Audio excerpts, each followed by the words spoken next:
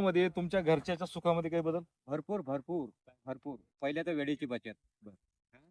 नाही तर पहिले पारंपरिक मध्ये आवतं मारा, निंदन करा, शेतात जा.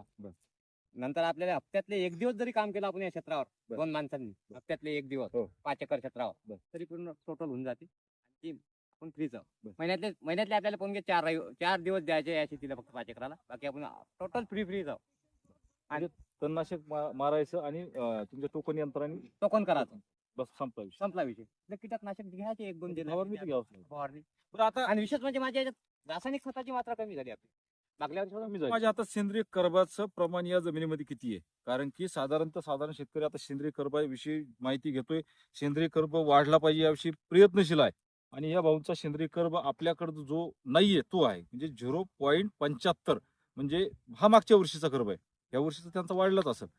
तर ते सेंद्रिय पद्धतीनं SRT पद्धतीनं 2 वर्ष अगोदरच आहे. 24 मधला रिपोर्ट आहे. बरं हा 2 वर्ष अगोदर अगोदरचा आहे. तर 2 तुम्हाला बघायला मी टाकतो 2 वर्ष अगोदरचा हा रिपोर्ट आहे आणि 24 मधला रिपोर्ट आहे आणि आता तो नक्कीच वाढला असेल म्हणजे जवळजवळ 1.30-1.40 पर्यंत सुद्धा 1.5% गेला असेल आणि 1% पुढे जर सेंद्रिय कर्ब असेल तर जमीन सोनं आपण असं म्हणतो. तर सेंद्रिय कर्ब वाढण्यासाठी त्यांनी काय केलं हे आपण त्यांनाच विचारू. त्याच्यानंतर SRT पद्धतीनं ते शेती करतात. SRT पद्धतीने शेती त्यांना काय करावं वाटली या जमिनीमध्ये SRT शेती केल्यानंतर मजूर किती बचत होतो किंवा मजूर लागलंच नाही ते त्यांना आपण विचारू. जर बघत असाल तर तुरीचं एकदम छान असं प्रकारे पीक त्यांचं आलेलं आहे. सोयाबीन या पट्ट्यामध्ये होतं ते त्यांनी आता काढून टाकलेलं आहे. त्याचे बुडं सुद्धा या ठिकाणी दिसतील आणि मागच्या वर्षीचे ज्या कपाशीचे जे बुडकं आहेत ते सुद्धा तुम्हाला या ठिकाणी दिसून येतील. जे आता हे उपटलेलं बुडकं म्हणजे काही फोटो याच्यातलं सांगायचं राहिलंच नाही. जर आऊत आणला असतं किंवा नांगर आणला असता तर हे बुड हे जे माऊली जागेला बुड पण आहे. आहे इथं. दाखवतो हे हा. लाईन आहे. हो.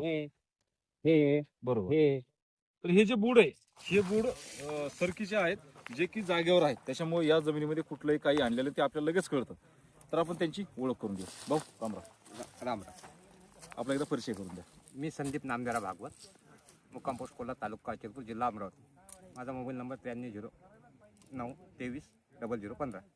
तर आता ही लाकडाची शेती तुम्ही करायला याच्यामध्ये गवत असेल काडी कचरा असेल बुडखं असतील शक्यतो पिकांची ही जमिनीला द्यायला लागली. जमीन द्याल.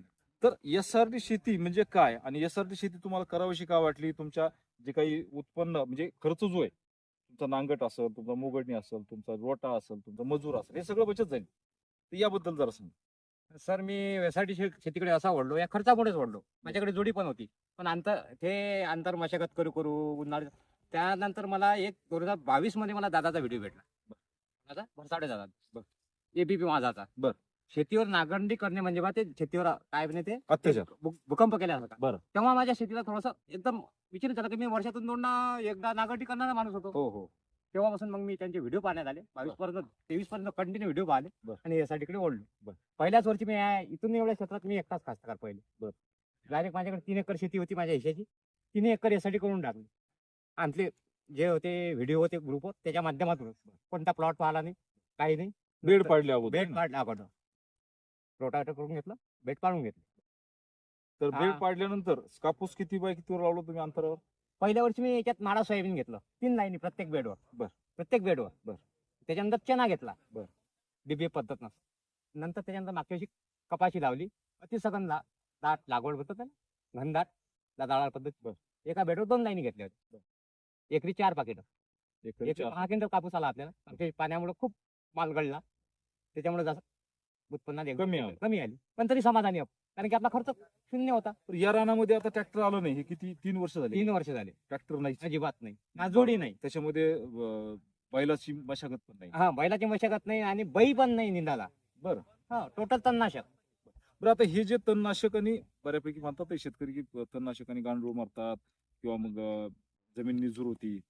तर तुम्हाला असं काही जाणवलं की गांडूळ तुमची संख्या कमी आहे नाही किंवा आता तर पावसाळ्यात दिसणार. तर आता नाही. पण पावसाळ्यात वर येऊन जातात गांडूळ. आम्ही गांडूळचे मागल्या वर्षी काय झालं होतं इथं गहू पेरला होता मी पराठी कट करून त्याचं पाणी गेलं बाजूनं. 17 एप्रिल दिवशी आपल्या वावरात गांडूळ दाखवले. बरं. मी दादाला व्हिडिओ टाकला तो दादांना.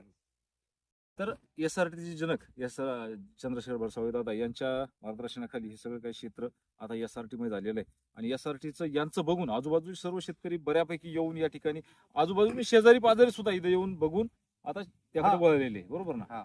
तर आता तुमचा शेतीचा होणारा प्रमुख खर्च पाहिला तर मजुरी होता, ट्रॅक्टर होता आणि मशागत वगैरे होता. तर आता तुमचा प्रमुख खर्च काय? आता माझा प्रमुख खर्च आहे फक्त तणनाशक. बर. तणनाशक. तर आता समजा आता तूर आणि सोयाबीन जर म्हणलं तर हं. तुम्हाला किती वेळेस आता यामध्ये तणनाशक मारावं लागलं? पेरणी झाल्याबरोबर एक घेतला आपण ग्लायकोसाइड आणि त्यात बोगोन. बर. पेरणी झाल्याबरोबर 24 घंट्याच्या आत. नंतर सोयाबीन मध्ये घेतला आपण साकेत जे चालते सोयाबीन तुरीमध्ये ते. नंतर सोयाबीन सोंगणी झाल्यावर डायरेक्ट ग्लायकोसाइड आणलायचे 150 मिलीनं. बर. या पद्धतीने आता असं पडलेलं आहे. हुड लावून.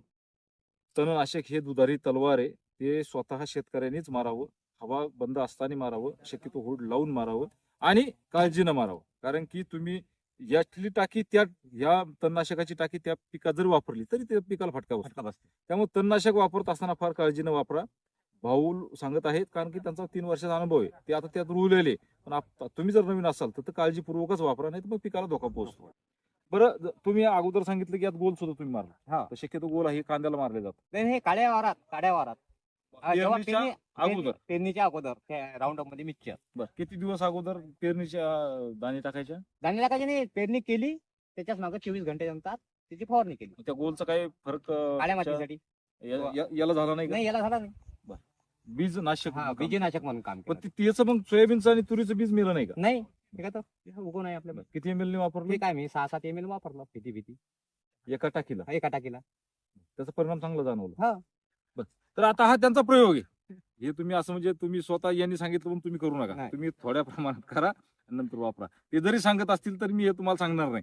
तुम्ही स्वतः एक टाकी अर्धा टाकी वापरून पहा, नंतर तुमचा निर्णय तुम्हीच घ्या. बरोबर? हा. तर SRT शेतीने तुमचं उत्पन्नामध्ये तुमच्या घरच्याच्या सुखामध्ये काही बदल? भरपूर. पहिले तर वेळेची बचत. नाही तर पहिले पारंपरिक मध्ये आवतं मारा, निंदन करा, शेतात जा. नंतर आपल्याला हप्त्यातले 1 दिवस जरी काम केलं आपण या क्षेत्रावर 2 माणसांनी हप्त्यातले 1 दिवस हो. 5 एकर क्षेत्रावर तरी पूर्ण टोटल होऊन जाते. आणि आपण फ्रीच महिन्यातले आपल्याला पण 4 दिवस द्यायचे या शेतीला फक्त 5 एकराला. बाकी आपण टोटल फ्री जाऊ. आणि तणनाशक मारायचं आणि तुमच्या टोकन यंत्राने टोकन करायचं. बस संपला विषय. संपला विषय. तर कीटकनाशक घ्यायचे 1-2 फवारणी तर घ्यावंच लागेल. फवारणी. बरं, आता आणि विशेष म्हणजे माझ्या याच्यात रासायनिक खताची मात्रा कमी झाली आपली. मागल्या वर्षी कमी झाली. टोटल या तुरीला फक्त 1 पोतं टाकलाय 3 एकराला. 3 एकरला 3 एक एकर 1 पोतं. एक पोतं. नाही एकरी 1 पोतं नाही, 1 पोतं 24-24चं 9-24-24चं 1 पोतं फक्त. थोडं शॅम्पल ते पिवळी पडली होती पाण्यामुळं. म्हणजे तुमचं 3 एकरला 3 बॅग पडायला पाहिजे होते. हा तिथे एकच बॅग टाकली आपण. ते तुम्ही फक्त एकच एक बॅग. हा ती 9-24ची बाकी कोणतं खत नाही वापरला आपण याला. बॅग. ही एक कमालच आहे. तुमचं एवढं त्याच्यातून खताची सुद्धा बचत झाली. कपाशी लावली ना मागच्या वर्षी कपाशीला पण एकच डोस दिला. बरं, जे पूर्वीची जी मजुरी होती समजा तुमची, म्हणजे तुमच्या घरच्याला नेहमी शेतामध्येच राहावं लागत असायचं. हा म्हणजे मला खुरपायला. तुमच्या घरची जी मंडळी समजा, तर आता म्हणजे ज्या काही तुमच्या लक्ष्मी आहेत घरच्या, त्या शेतात यायचं कामच नाही राहिलं. त्यांना या शेतात याचं कामच नाही राहिलं. फक्त कापणीच्या वेळेस किंवा मग नाही खरं येतच नाही म्हणा, मजुराच्या हातच करतो आपण. पण त्या मजूर बी नाही राहिला. मजूर बी नाही राहिला. एक माणूस आणला आपण सोबती त्याले. आनंदी विशेष म्हणजे खूप आनंदी. विशेष म्हणजे कसं हे काम करायचं ते आपल्याला पारंपरिक मध्ये सोडावं ते कंटाळण्यासारखं. पण यासाठीच काम करायचं असते. मनातून पहिल्या दिवशी पासून ऍडव्हान्स काम डोक्यात सोडून म्हणजे तर आता पारंपरिक आणि SRT काय तुलना सांगाल बरं? यासाठी आणि पारंपरिक मध्ये भयंकरच फरक आहे. का त्यांच्या जमीनचा कर्ब पण हरवलेला आहे. आपल्यापाशी सेंद्रिय कर्बाची वाढ होऊन राहिली, उत्पन्नात वाढून राहिली आणि वेळेची बचत. आपण यासाठी शेतकरी जो आहे ऍडव्हान्स मध्ये चालणार आहे, त्याची कटाई झाली की लगेच पेरणी कर. दुसरं पीक हे घ्यायचं. महत्वाचं आहे नाही का? हा म्हणजे पीक कापलं की लगेच पेरणी. आपण तसाच प्रयोग चालू आहे आपला आता. आणि अर्धी तूर कापून घेतली आपण तिकडची चारू. बरं. आता आपण त्यात गहू लावणार आहोत. लगेच पाणी झालं की थोडंसं हलकं 4-4 घंट्याची शिफ्ट देणं चालू आहे त्याच्यात. ते टोकन यंत्र घुसलं पाहिजे म्हणून हो त्याच्यात. हो. आणखी मग त्याच्यावर पाणी चालू बस झालं. कापलं की लगेच चालू. कापलं की लगेच चालू. हे सुद्धा विशेष आहे. दुसरी गोष्ट, ज्यावेळेस तुम्ही बेड पाडता, आता हे बेड कशाने पाडलेली हे आहे? बेड अवतानी? मी नाही पंजीने पाडले, ट्रॅक्टरच्या पंजीने. ट्रॅक्टरची पंजी असते ना त्याचे 3 काढून ठेवले आणि 2 ठेव फक्त शेल्यावरचे. बरं. ते अबलडबल साधं पाडलं. साधं अर्धा फुटाची बेड. अर्धा फुटाचे अर्धा फूट 9 इंची जाते ते पोल. म्हणजे असं नाही की बाबा 1.5 की 2. नाही 2 फूट नाही. असं नाही केलं. नाही वर लहान- माझ्याकडे नव्हतं ना ते बेड बँक आमच्या गावाकडे. बरं. हे बेड पाळायची पद्धतच नव्हती. मीच पहिला का ते जर असतं तर अजून चांगलं राहिलं. अजून चांगला राहिला. बेड मोठा असतं हा. आहे की नाही? पण याला दुरुस्ती करू आपण आणखी. दुरुस्ती कर. दरवर्षी दुरुस्ती करता येते याला आपण. त्याच्यामध्ये काहीतरी मारून समजा माती फेकायची. वर फेकायची. तर अशा प्रकारे ही SRT शेती केल्या जाते. ही शेती तुम्हाला कशी वाटली नक्कीच कमेंट मध्ये लिहा. या शेतीमध्ये त्यांची घट काही झालेली नाही. तर त्यांचं मजूर वाचलं, मजुराचे पैसे वाचले. विशेष म्हणजे ही जी तूर आहे ही तूर SRT वर आलेली आहे. जी आजूबाजूची तूर बरं उभा आली, तुमची उभा आली का काही? नाही एक दाणा पण नाही बेडवर. त्याचं कारण काय की बेडवर तूर राहते आणि दांडातून पाणी निघून निघून जाते. बरोबर ना. आणि कमी पाणी होतं तर आपल्या बेड पिऊन घेते. हा. दोन्ही पण याच्यात एक अजून म्हणजे कसं मुळस्थानी जलसंधारण आहे एसआरटी मध्ये. बरं. जे गव्हर्नमेंट म्हणते ना हो, हो. पाणी अडवा पाणी जिरवा, हो. एसआरटी वाले जे करतात ते मुळस्थानी जलसंधारणच आहे. बरोबर. प्रत्येक 3 फुटावर आपल्याला नाली भेटलेली आहे. जर जर गव्हर्नमेंट मध्ये थोडं थोडं हो. आपल्या शेतातलं पाणी बाहेर जातच नाही पहिलं, म्हणजे जर समजा पाणी कमी पडला त्या नालीतून पाणी जिरतं, जिरतं जास्त पडलं तर पाणीतून त्या निघून नालीतून जाईल. निघून जात. निघून जाते. हे सुद्धा फायद्याचं. फायद्याची गोष्ट आहे एक ते. तर अशा प्रकारे या एसआरटीचे फायदे आहेत. त्यांचा चना सुद्धा आहे, हरभरा, तो तुम्हाला मी दाखवतो कशा प्रकारे त्यांनी हरभरा केलेला आहे. पण बरेचसे पिकं जे आहेत ते बरेचसे पिकं आता शेतकरी एसआरटीच्या पद्धतीने घेत आहेत आणि ते एकदम नंबर 1 ची पिकं त्यांना जाणवलेली आहेत. या 3 एकरला फक्त 1 बॅग टाकलेली आहे, हे एक विशेष, बरोबर ना. आणि सोयाबीनला काय खत त्यावेळेस सोयाबीनला नाही, सोयाबीनला टोटल बंद, सोयाबीनला खतच नाही खतच नाही. टाकलं. आणि हे किती 3 एकरचा पट्टा आहे. हा 3 एकर 3 एकर मध्ये सोयाबीन किती लावलं होतं तुम्ही किलो? मी याच्यात 35 किलो 35 ते 36 किलो पडलो 3 एकर मध्ये हा. म्हणजे 10 किलो एकरी बसलं. एकरी. हा 10 आणि उत्पन्नाच्या बाबतीत सांगायचं ठरलं तर ते पडलं मला 21 कट्टे 60 किलोचं कट्ट पडलं समजा ते. बरं, म्हणजे 12-13 क्विंटल 12-13 क्विंटल आलं. 12-13 क्विंटल म्हणजे फक्त एकच बेड होता हा एकच आणि बेड. 3 लाईनी होते का? 3 लाईनी होते. यावर 3 लाईनी होते. बाकी याचा मध्य आणि याचा मध्य जर धरला तर किती फूट अंतर येईल आता हे? हे 5 फूट. 5 फुटाचं. हा बेडचा बेड. बेड 5 फुटाचा आहे हा, समजा असं. हा. तर ही माहिती तुम्हाला कशी वाटली नक्कीच कमेंटमध्ये लिहा. त्यांची आपला एक परिचय घेऊन त्याचा मोबाईल नंबर पण जाणून घेऊ. भाऊ एकदा तुमचा परिचय आणि मोबाईल नंबर. माझं नाव संदीप नामदेवराव भागवत, मुक्काम पोस्ट पोल्ला, तालुका अचलपूर, जिल्हा अमरावती. माझा मोबाईल नंबर आहे 9309230015. तर एसआरटी शेती ही शेतकऱ्यांचे पैसे वाचवणारी, वेळ वाचवणारी आणि 2 पिकातला अंतर कमी करणारी शेती तुम्हाला ही या शेतीमध्ये आल्यावर जाणून येईल. मी सुद्धा अभ्यास करतोय, मी सुद्धा माझ्या शेतीमध्ये आता एसआरटी करण्याचा थोडा प्रयत्न करतोय. कारण की सगळंच एकाच पारंपरिक पद्धत त्याकडे वळणं जर आपल्या शेतकऱ्याची मानसिकता नसली, पण नक्कीच आपण हे ज्यावेळेस पाहतो त्यावेळेस या पद्धतीमध्ये दम आहे असं तुम्हाला मला नक्कीच जाणवतं. तर भाऊंनी फार चांगली माहिती दिली, त्याबद्दल त्यांचे आपली शेती आपली प्रयोगशाळेच्या वतीने धन्यवाद मानतो, आभारी आहे. धन्यवाद. राम राम.